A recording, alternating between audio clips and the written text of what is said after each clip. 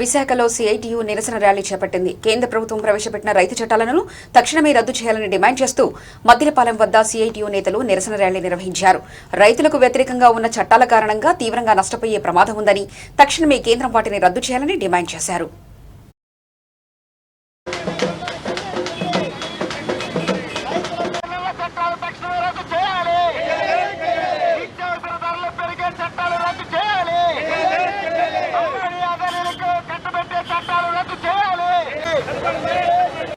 ఐదు రోజుల నుండి ఢిల్లీలో చలి విపరీతమైనటువంటి చలిలో పోరాటం చేస్తూ ఉన్నారు.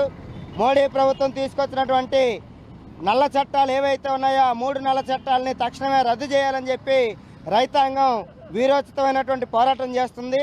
రైతుల పోరాటానికి ఏమాత్రం కూడా లొంగకుండా ఈరోజు మోడీ ప్రభుత్వం మరింత మొండిగా వ్యవహరించడంతో ఈరోజు సిఐటి ఆధ్వర్యంలో దేశవ్యాప్తంగా దాదాపు 1,00,000 కేంద్రాల్లో నిరసన కార్యక్రమాలు చేయాలని చెప్పి పిలుపునిచ్చింది. అందులో భాగంగా ఉదయం పరిశ్రమల గేట్ల దగ్గర, అలాగే పని ప్రదేశాల్లో, కార్మికుల యొక్క పని ప్రదేశాల్లో అన్ని చోట్ల కూడా నిరసన కార్యక్రమాలు తెలియజేసి రైతాంగానికి మద్దతు అనేది తెలియజేయడం జరిగింది. ఈరోజు మద్దిలపాలెం సెంటర్లో నిరసన కార్యక్రమం అనేది చేపడతా ఉన్నాం. ఇప్పటికే మోడీ ప్రభుత్వం తన మొండి వైఖరిని విడనాడి తక్షణమే ఈ రైతు చట్టాలు ఏవైతే ఉన్నాయో 3 చట్టాలను కూడా తక్షణమే రద్దు చేయాలని, అలాగే కార్మికులకి నష్టదాయకమైనటువంటి 44 కార్మిక చట్టాలని 40 కోట్లుగా మార్చింది. దాన్ని కూడా తక్షణమే రద్దు చేయాలి.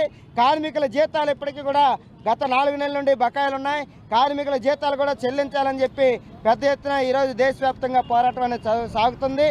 ఇప్పటికైనా మోడీ ప్రభుత్వం తన మొండి వైఖరిని విడనాడి దిగకపోతే, సమస్యల పరిష్కారం చేయకపోతే రాబోయే కాలంలో సిఐటియు ఇతర కార్మిక సంఘాలన్నింటినీ కూడా కలుపుకొని పెద్ద ఎత్తున ఈ పోరాటాన్ని ఉధృతం చేస్తామని చెప్పి మోడీ ప్రభుత్వానికి హెచ్చరిస్తాం.